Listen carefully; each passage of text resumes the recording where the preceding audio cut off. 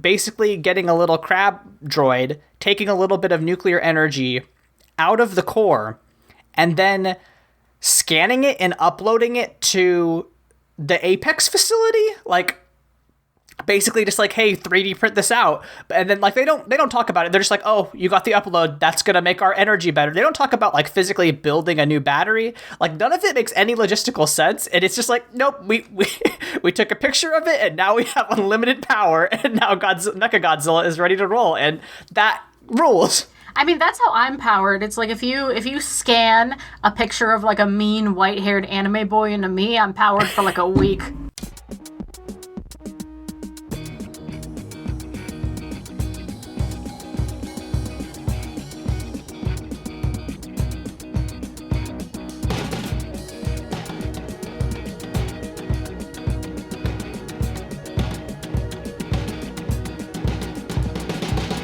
Welcome to Mortified, the Friendship Quest, a podcast where two long-distance friends bounce media recommendations, all in hopes the other will like it. I'm Aaron. And I'm a tap water drinker. And this week, we chat about the apex of the Monsterverse with Godzilla V Kong. Before we drive this podcast with our telepathically linked brains, remember you can help us on Mortified the Legitimacy Quest by subscribing to us on YouTube, iTunes, or Spotify, signing up for our monthly newsletter through the link in our show notes, or following us on Twitter and Tumblr at MortifiedPod. Leyla. Aaron. You ever seen that movie, Journey to the Center of the Earth? I have not, actually. Oh, okay. Have you seen, Alien vs. Predator? No. Okay. Well, it's good that you haven't, because this movie is better than both of those. Oh, good. It's better than most movies I've seen recently. Yeah. So, Leyla, we have been threatening to talk about Godzilla V Kong for so long. This movie came out in, March of 2021. And while, unfortunately, we were not able to meet up in Ohio to watch it together, we did get to experience it, and I have to say, pretty solid flick. Oh, pretty fucking good, yeah, I would say. I mean, like, what are your experiences with the other Monsterverse movies? You know, the Kong Skull Islands and your Godzillas, etc. The only other one I've seen in this particular run of the Monsterverse movies was the one with Mothra. And I watched that in the theaters. That was cool. Yes.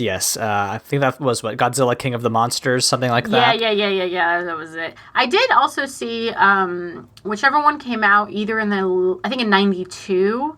That was the first movie I ever saw in theaters in Moscow. Oh, you saw the like an old Godzilla. Okay. Mm-hmm. Very spooky. Huh. Do not take a small child to that. Yeah, wow. That's interesting. Well, I would consider myself a bit of a connoisseur of the Monsterverse. There's just like, there'll be times in my life where I'm just like, I need to watch every movie in a franchise because I'm depressed. And when I do that, the last time I did that was like, 2018, 2019, around the time that the King of the Monsters came out. And I watched Skull Island, and I watched like the King Kong with Jack Black in it. Do you remember that? What? There's a King Kong with Jack Black in it? Yeah, it's wild. And potentially very racist, but there's some, the Monsterverse stuff has been going for a long time. Godzilla 2014 was also like hailed as like pretty good. Listeners might remember like the trailer with like the paratroopers jumping and like these like trails of red smoke coming down, and then like the shadow of an enormous Godzilla kind of standing up in front of them. That was a very famous trailer at the time. But yeah, I mean, the Monsterverse project has been going on for a long time. And this is kind of like the big moment, right? This is their fucking Avengers Infinity War. And I think it's the best of all of the Monsterverse films, just because it does not take itself seriously at all. No, not for a fucking second. It doesn't take itself seriously. It doesn't take humanity seriously. It certainly does not take science seriously. And I loved all but one line of dialogue in this entire flick. Excellent. Can't wait to dig into that. Without further ado, Leyla, I believe it is your turn to do the summary. I love that I've gotten to present both the longest summary and the shortest summary. Here's what happens in this flick. Godzilla's very angry, and no one knows why. Because in theory, he has left humanity alone. He just vibes out in the ocean. But now he's attacking again. He attacks a place called Apex. And then there's two teams of humans. There's Team Godzilla, which is Millie Bobby Brown, who plays Madison, her friend Josh, and then a podcaster named Bernie, who showers with bleach. Then there's Team Kong, who is Eileen, her adopted daughter Gia, and one of the Skarsgårds, Nathan. And Team Godzilla and Team Kong are both trying to protect like their own monster. Meanwhile, Kong has to go be a tour guide in the Hollow Earth, which is maybe his home, maybe not, but it has a power source that Elon Musk needs. Elon Musk being Walter, whose daughter is with Team Kong. And then when they resurface, they resurface after Kong finds an axe and Godzilla blows a hole in the crust of the earth. They resurface in Hong Kong, have the coolest fight scene ever put on film. And then Mechagodzilla shows up because that's what Elon Musk was up to. And the three of them fight with Kong and Godzilla on the same team. It's dope as hell, and I loved every second of it. Yeah, I mean, that's it. And frankly, that's all you need. Let's talk about the characters, because like the characters don't matter basically at all, but I do think that there are like some like pretty good bits of like quippy dialogue in here that are worth mentioning. And you know, on the whole, for what the characters do, which is largely be like, wow, look at these big monsters and how scary they are. You know, I think they do a fine job of it. How'd you feel about Millie Bobby Brown, Madison? I love that she is a tinfoil hat conspiracy theorist. That brings me great glee. She thinks that the fluoride in the tap water makes you weak-willed. I love it. It's good. It's really good. I fear this is the kind of daughter that I'm going to raise, which is like somebody who listens to too many podcasts, but also is like, oh, my dad thinks he knows about science. Well, I bet he doesn't know about the lizard people living in your walls. And I'm going to be like, what? And, yeah, I mean, she does a great job of being like, you know, a spunky teen protagonist who is very competent and unafraid of anything, and she's great. I also like that she wears kind of bad makeup. Like, it doesn't look like a makeup artist did her like a beautiful cat eye on her. No, it looks like a teenager playing around with some Wet n Wild she picked up at the drugstore. Amazing. 10 out of 10. Her friend Josh. The aforementioned tap water drinker. The tap water. Me and him both. I tend to be the Josh in most situations. Josh does also unfortunately have the burden of having my only disliked line of dialogue in the entire flick, which is where they go down into hell, into the Apex facility.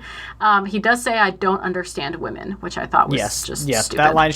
Yep, that line should have been cut. It was bad. Yep. But you know, it's just to pit him as like the silly coward, incompetent but well-meaning best friend. Yeah, whatever. It was bad, but other than that, that was the only one that stuck out. And considering the material that this film is drawing from, I'm glad that they didn't get worse. Like, I think he has some like very good comic relief with Bernie, who we're going to talk about here in a sec. Because Bernie is basically just like, oh, you're a sheep for, believing all the things that the government tells you. And like, at one point, like Bernie is yelling at him to, like hack the computer that Mechagodzilla is operating out of, I guess. And he's like, I thought you were a hacker. And then Josh is like, I took an HTML course at summer camp. And Bernie says, HTML? Was it a 90s camp? And I was just like, yeah, that's pretty good. Yeah, no, they're really good. Also, the same scene where Bernie is just like, I wanted to die with adults. Yeah, also very good.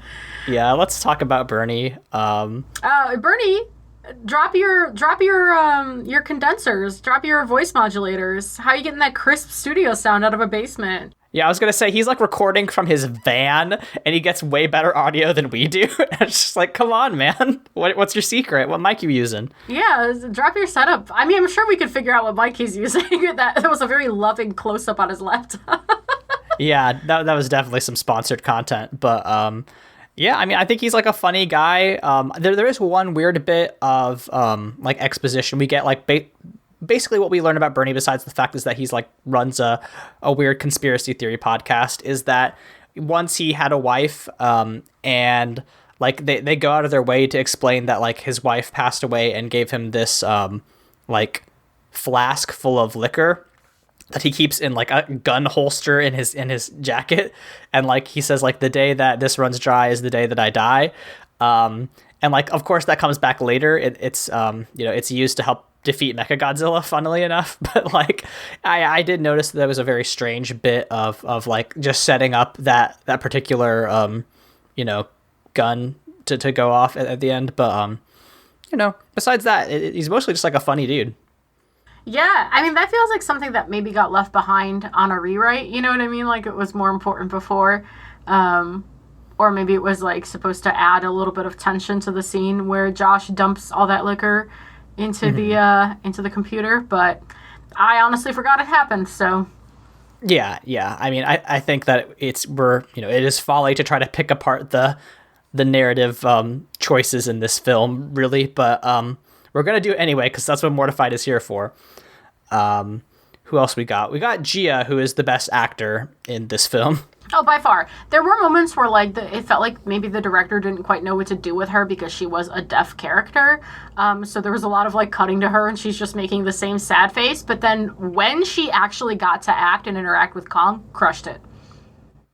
And that's like very impressive because Kong is entirely CGI. Like they didn't like make a puppet or anything. But like she does have very believable responses. She's constantly signing to him, and like when Kong tells her that he's sad or like he wants to go home, and like her like crushed like little girl face is so good. It's really, really remarkable work. I think you and I both teared up when she told him to be careful. Yeah, like it's there are very few moments that we see this character Gia like actually get to like interact with people, that besides like her guardian, and who's just like telling her to go places. She mostly gets just like moved around. Like they took her on the mission to the center of the earth, which was wildly irresponsible, but like I guess also her whole deal is that she's the one who can talk to Kong, so I guess it's narratively plausible. But like she's mostly just there being like, I'm a child, I need to go to school.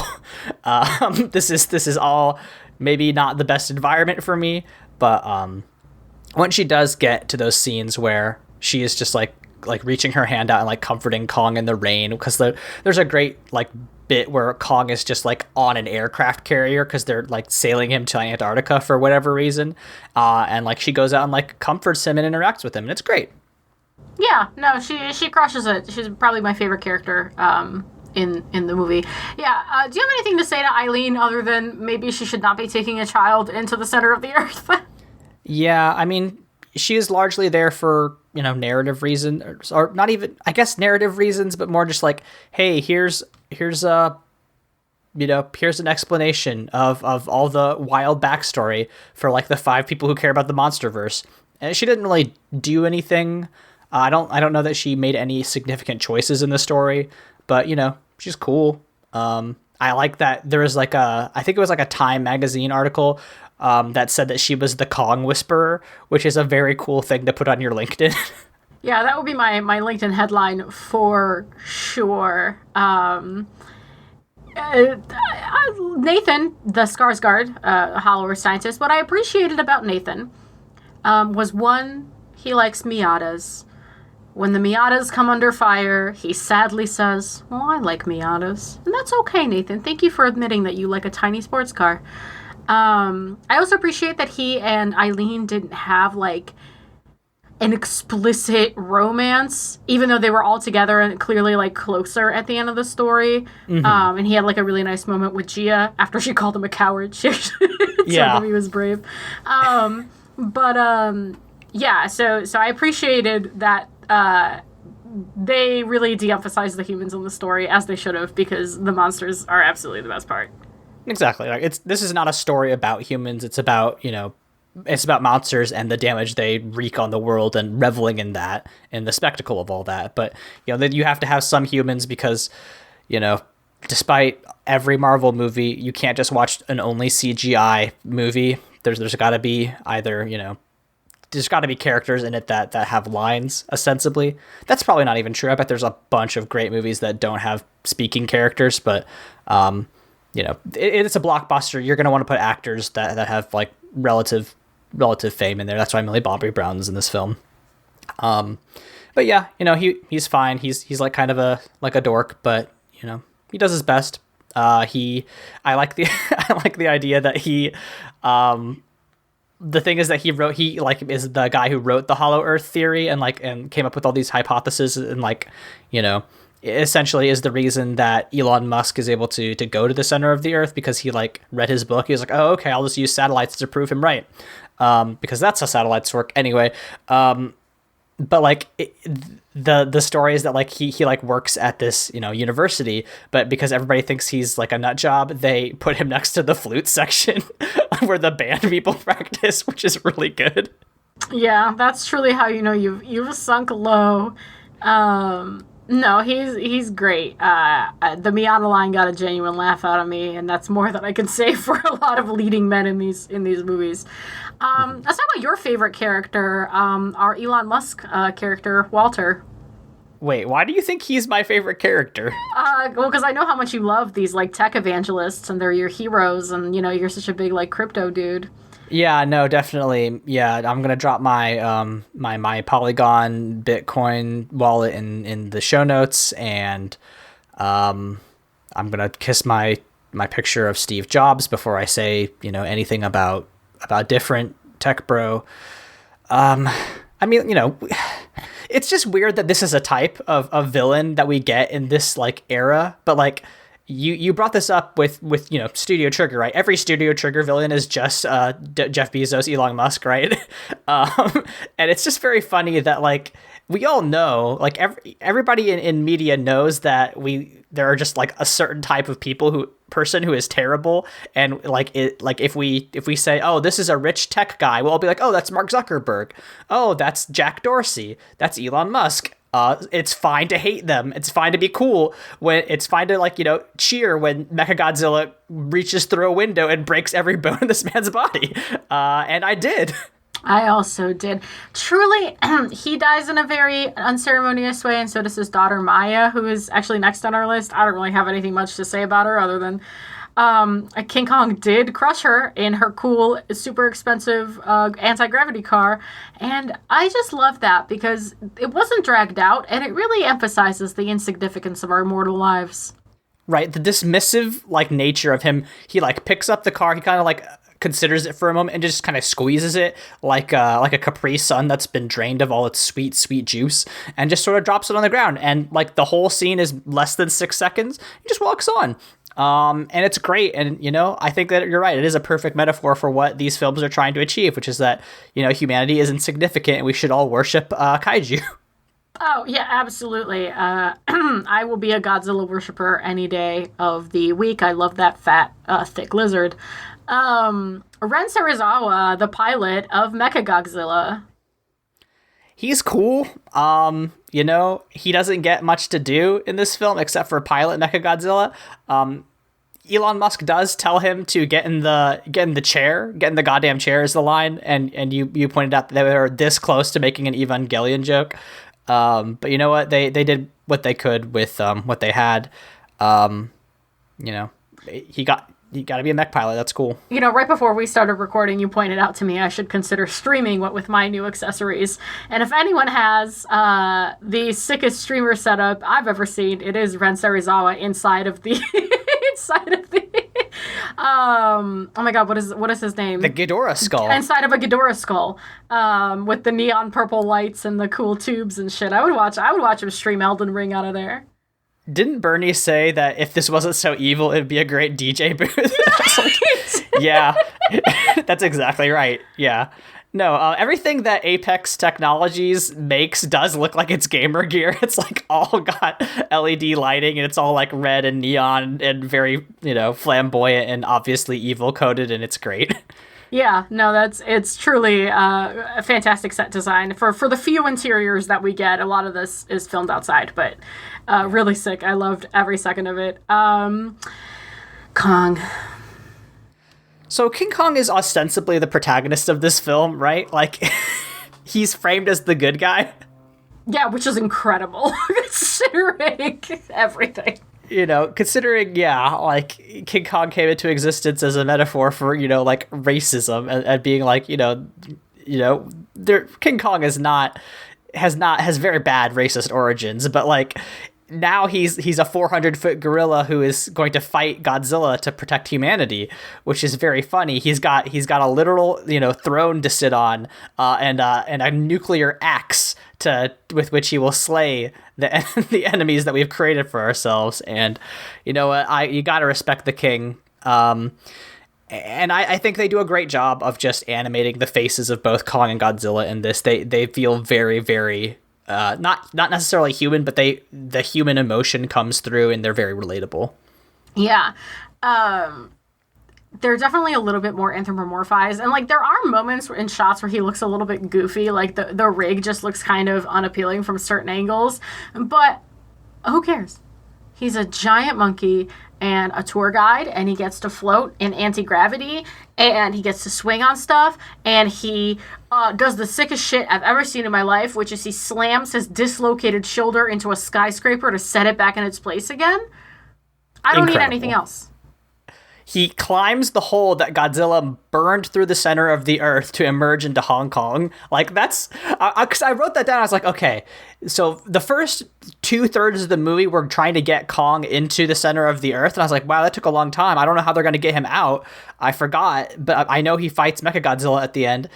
They just have... Godzilla just burns a hole through the center of the earth, and he climbs out of it. They don't spend more than 5 seconds justifying it, and you know what? That's great.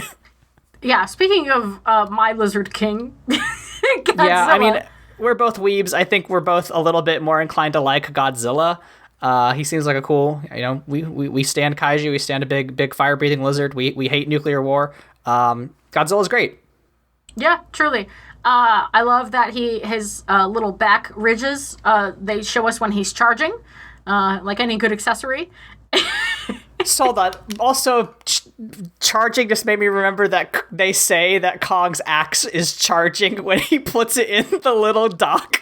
He charges his axe up, and it's really good, and it also starts glowing, much like Godzilla's back ridges. And you need that, because then Godzilla charges the axe with his cool nuclear breath, and helps him fight Mechagodzilla.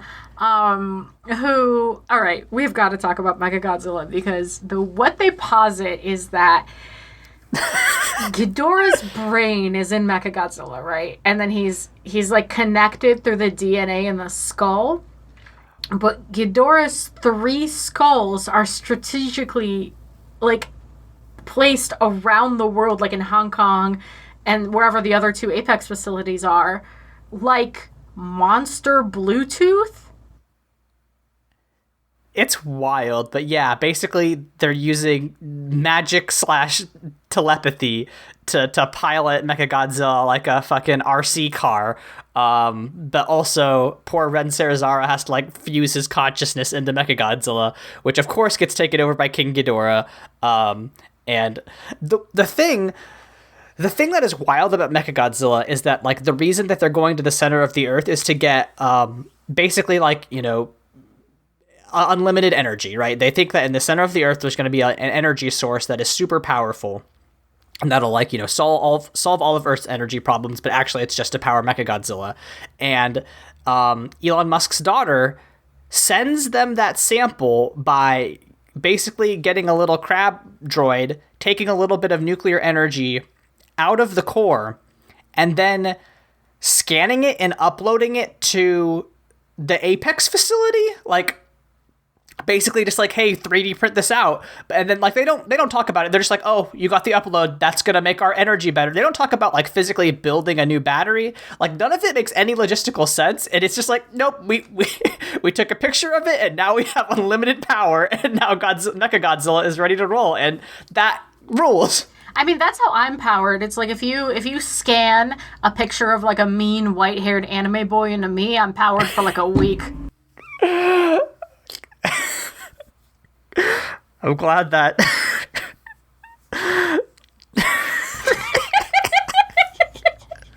Did you like that? can't tell it's just that the nuclear energy at the center of the Earth is to Mechagodzilla, as white-haired anime boys is to Leyla, which does make me think that Mechagodzilla is a lot hornier than we saw in the film, and I wish that we had a little bit more on-screen time with that. I support him in his conquests. I stand here in support of my allosexual friends and colleagues while I hang out in the ace spectrum. But yes, absolutely. Hey, speaking of Mechagodzilla, he's got good noises. Mechagodzilla's sound, like, we'll talk about the sound design here in a bit, but Mechagodzilla's roar is fucking cool. It just sounds like, if you auto-tune running a cheese grater over, your kitchen cutlery. It's awesome. Yeah, no, that's what I was trying to transition into, is our first talking point is about the sound design. Yeah, I mean, you brought this up in your notes. You have a lot more production experience. But yeah, I mean, all the sounds were cool as shit. Yeah, sounds were cool as shit. Not to mention, so, like, they did a lot of really cool stuff with the fact that a lot of the monster fights just, like, did not have any music. It was just the noises of these, like, monsters really fucking whacking each other, which was sick as shit. And then, I don't know, if you really pay attention during, like, the fleet sequence where, like, the boats are getting turned upside down and Godzilla's in the water, they do some really cool transitions for when you're above and below water and, like, when there's, like, a lot of noise or when it's muted. I don't know, I don't usually notice sound design. I have the advantage of having lived with a dialogue coordinator, with somebody who's very into noises. And he taught me a great deal in our couple of years of cohabitation. But, like, truly, for me to notice it has to be so good, and this was so good. Yeah. I mean, like, there was the depth charge scene, which was very cool, because depth charges always have that cool, like, boom sound, which I think is great. But, like, yeah, especially just, like, feeling the impact of every haymaker tossed by King Kong. If this ever comes back on a big screen for some godforsaken reason, we've got to figure out a way to go. Yeah, because it everything looks incredible. Truly, I think that it's largely horseshit that everybody's like, you have to see my movie on IMAX, otherwise you're not really seeing it. But, like, I do think that, I watched this on my, like, slightly big screen TV, and I was like, oh, this fucks. I wish I had seen this, just completely blasting in my face, completely overwhelming my senses. Yeah, no offense, Mr. Nolan. I don't give a fuck about seeing no skin pores with film grain over it. I'm just, like, not interested. I will watch that shit on my phone all I want. I care about big monster do big punch into building in Hong Kong and it's lit up cool. That's for me. That is the IMAX experience I want. Yeah, the lighting in that Hong Kong scene was just so gorgeous. Like, it's, like, truly, it was just beautiful. I can't even, like, I'm being completely sincere when I say it was just so stunning to look at. Yeah, absolutely, 100,000%. But, speaking of Hong Kong, the set pieces in this fucking movie are incredible. From Skull Island to Hong Kong to the 33rd level of the fucking Apex Labs when Mechagodzilla comes out of a giant anime tunnel. Amazing. Yeah, I mean, like, that's the thing about, like, a movie like this is you have to have big spectacle, and, like, that's what they did. There's essentially, like, 5 important scenes. One is, like, the Kong being in the Skull Island facility, and, like, he takes a tree and throws it through, like, a projected, like, dome, and that's really cool. Another is this fight between Kong and Godzilla on the carriers, like you said earlier, with, like, Godzilla, blowing up all these ships and, like, Kong, like, scrabbling to hold onto the deck of the aircraft carrier. That kicks ass. When we get to introduce to Mechagodzilla, that's really cool because it's in, like, this weird underground arena that, like, they just went through a bunch of, like, neon gaming tubes, and then, like, a weird skull crawler comes out and Mechagodzilla, like, cuts it in half with a laser. That's sick. And then, of course, there's the Hong Kong fight and then the final fight. And, like, those are all great sequences, but basically, like, they're like, okay, we need to have a couple impactful areas where we show monsters being cool, and they just do that. And it seems like they just built the movie around those scenes, and it's so impactful and so good. And, like, as somebody who wants to tell these kinds of stories, which is like big monsters do fight. I mean, you know, I guess if I had my druthers, maybe I'd make people like feel something about the people, like the humans in this. If I could pull that off, I would love to. But like, you know, as somebody who's loved all this kind of horse shit for forever, I want to see big monster do punch. And if you go in with the mindset of big monster do punch, you can create some really, really good shit. That's what they did. Yeah. I mean, like, honestly, I think the age of... I blame CinemaSins. I think the age of CinemaSins really, really did movies in a little bit, because now everything has to be justified. I don't care that Godzilla's hot breath was hot enough to punch through the entire core of the earth, but then for some reason wasn't enough to puncture Kong or Mechagodzilla. I don't care. Doesn't matter to me. Maybe he was just a little bit angrier in the core moment than he was otherwise. Doesn't matter to me. All I know is he did it and was cool as hell, looked great. We truly... The thing I love about Mortified in these conversations is a lot of the times we don't like something. Very rarely do we objectively say it's bad. We're like, this wasn't for us. This is for us. They did this for us, for people like us. And yes, it's okay to like critically enjoy a piece of cinema. Yes, it's okay to, you know, get nitty gritty and look for plot holes or whatever in movies that require that kind of attention. But I think part of the thing that makes the Marvel universe unappealing to me at this point is that there's too much to pay attention to. My brain is smooth and small. I want to see punch. And this movie gave me punch.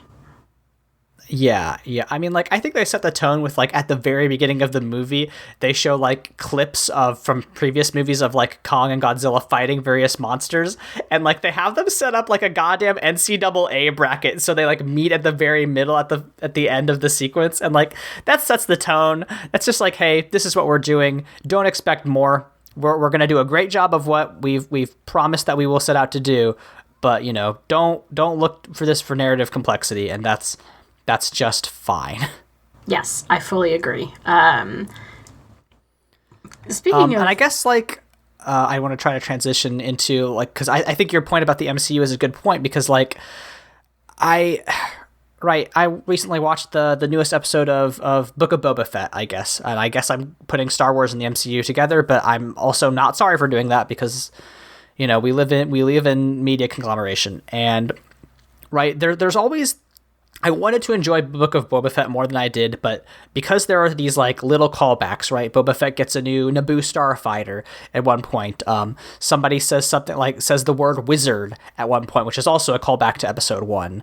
Like, there's, you know, a Rancor shows up. And, like, I'm stuck between wanting to be like, hey, I love media. I love the Star Wars universe. I love media that, you know, plays with these old ideas and retorques them and tries to present them in new ways. But, like, the thing about, you know, the new Disney Star Wars stuff, the new Marvel stuff, it is always trying to call back to somebody, always trying to be chock full of Easter eggs, because they know that every single frame of those films is going to be dissected by somebody on YouTube. And, you know, I think that hurts the enjoyment of the property for me, when I was like, it can't get out of its way to just deliver a story and not try to please fans. And I don't think the Monsterverse tries to do that basically at all. They're basically just like, okay, yeah, I know that 2014's Godzilla was, like, you know, a really contemplative and slow meditation on, like, nuclear war and, you know, the climate change and, like, how nature is terrifying, and, you know, you know, we're so small in the face of it, but we're just not going to do that anymore. We don't care. We're just going to do something completely different. You know, whatever your expectations are, go watch the trailer. Godzilla gets punched in the face by King Kong. That's what this movie's going to be. And I think that lends it so much more goodwill to me. Like, I think this is a Warner Brothers film, right? I feel like Warner Brothers owns the rights to this. I'm not sure. I mean, I saw this on HBO, so basically, I'm not saying that this is an indie project, right? It's fucking Godzilla and King Kong. But, like, I don't know. I just, anybody who's not Disney gets so much more goodwill from me right now, and maybe that's not fair, but they're at least doing something that's a little bit, it's weird to call Godzilla and King Kong new, but it feels new to a person like me who is, looking at media from my perspective of, the last 25 and a half years. Yeah. I fully agree. Like, I feel like, this is, a big franchise film or whatever, but again, it's so exhausting to, like, not be able, like, I could not dive in and just, like, go to the movie and watch Infinity Wars, right? Because you need so much context from the other 26 MCU films. I don't have that, and I'm not willing to put myself through it, so it doesn't really do a great job of, like, onboarding new viewers. It really relies on pleasing the like core viewers, which is a fine way to go about things, but when it's one of the biggest franchises in the market, it gets a little bit exhausting because so much of the media zeitgeist is centered around it, and that's exhausting if you're a person that's not into the Marvel movies, for whatever reason.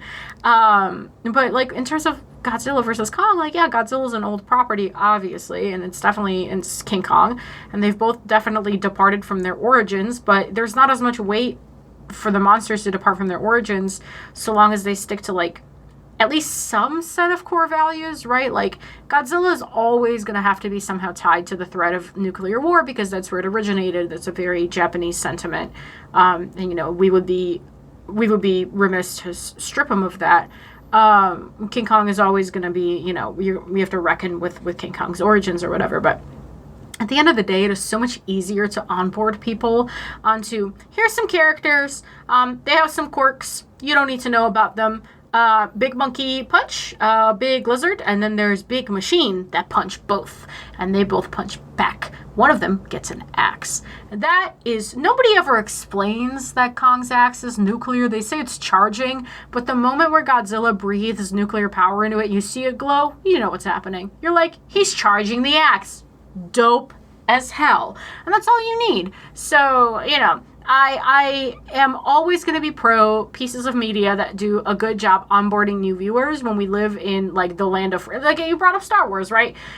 You need to know what a Mandalorian is to, like, get into the Mandalorian or even want to watch it. So it's, yeah, I really enjoy things where you can just kind of, like, onboard and get new viewers in like, a low effort way. So, yeah, kudos from me. Yeah, 100%. If that's the case, then, Leyla, when we become media moguls, as we assert at the end of every podcast, what are the two characters that you are going to want to make fight for 2 hours over various set pieces? It's a great question. Do you think we could get, like, a very, very, very, very big Hugh Jackman in The Greatest Showman versus a very, very, very, very big Hugh Jackman in Pan? Mm-hmm. I mean, based on Hugh Jackman's oeuvre, I'm sure there is some crossover where he gets very, very big. And I would like to see those two people fight and kill each other. Mm-hmm. Alternatively, very big Hugh Jackman in Van Helsing versus very big Hugh Jackman in Greatest Showman. I feel like Van Helsing is going to have one up on Greatest Showman. I don't know. He wasn't a particularly good shot. I guess that's a good point. You're not wrong. But, fucking P.T. Barnum in that movie was just a dude. And I would like to see him die. What about you?